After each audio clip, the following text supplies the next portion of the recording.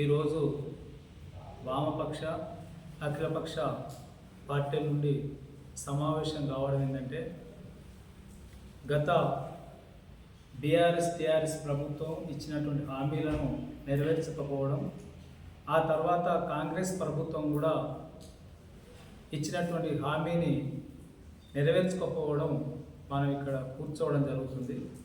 ఈ కూర్చోవడానికి సంబంధించింది ఏంటంటే ప్రస్తుతం గౌరవనీయులైనటువంటి ఇప్పుడున్నటువంటి ముఖ్యమంత్రి మరియు బీర్లా ఆలేరు ఎమ్మెల్యే గారు కూడా, నేను ఆలేరు నియోజకవర్గానికి ఎమ్మెల్యే అయినా ఒక నెల 10 పూటలనే మన డివిజన్ కావడం కోసం నేను ప్రయత్నం చేస్తా, నా వంతు కర్తవ్యాన్ని నేను మీ అందరికీ హామీ ఇస్తున్నా చెప్పి రేవంత్ రెడ్డి గారి ద్వారా బీర్లా గారి ద్వారా ఆలేరులో సాయిబాబా దగ్గర ప్రకటించడం జరిగింది. అట్లాగనే యాయగుట్టలో సైదాపురం దగ్గర కూడా ప్రకటించడం జరిగింది.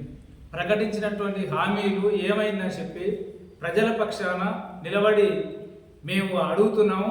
గత ప్రభుత్వం కూడా ఇచ్చినటువంటి హామీలను నెరవేర్చకపోవడం, ఆ ప్రభుత్వానికి ఏ గతి అయితే పడుతుందో ఈ ప్రభుత్వాలకు కూడా ఇప్పుడున్నటువంటి ప్రభుత్వానికి కూడా అదే గతి పడుతుందని చెప్పి ఈ సందర్భం గుర్తు చేస్తున్నాము.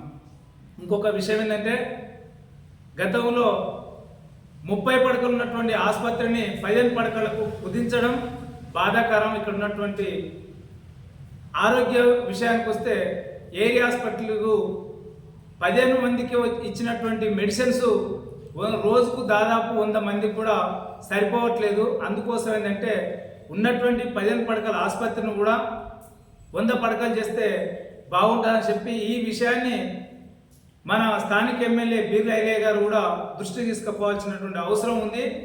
ఈ అసెంబ్లీలో కూడా మాట్లాడి ఈ సమస్యను పరిష్కారం చేయాలి.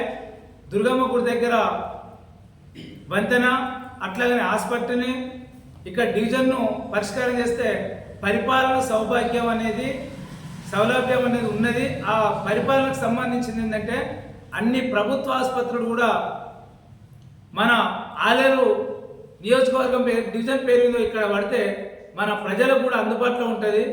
ఈ 5 మండలాలకు సంబంధించినటువంటివి కూడా అందుబాటులో ఉండి మన అన్ని పనులు కూడా చకచక జరిగిపోతాయని చెప్పి ఈ సందర్భంలో గుర్తు చేస్తున్నాం. అన్ని అర్హతలు ఉండి కూడా మనం డివిజన్ను కోరుకోకపోవడం, ఇయ్యకపోవడం కూడా బాధాకరం. భవిష్యత్తులో కూడా అన్ని వామపక్ష అఖిలపక్ష పార్టీల నుంచి కూడా రానున్న రోజుల్లో ప్రజా ఆందోళన ఉధృతం చేస్తామని చెప్పి ఈ సందర్భం గుర్తు చేస్తున్నాను. నా పేరు కేములు పల్లె, సిపిఐఎం పార్టీ రాష్ట్ర కౌన్సిల్ సభ్యులు.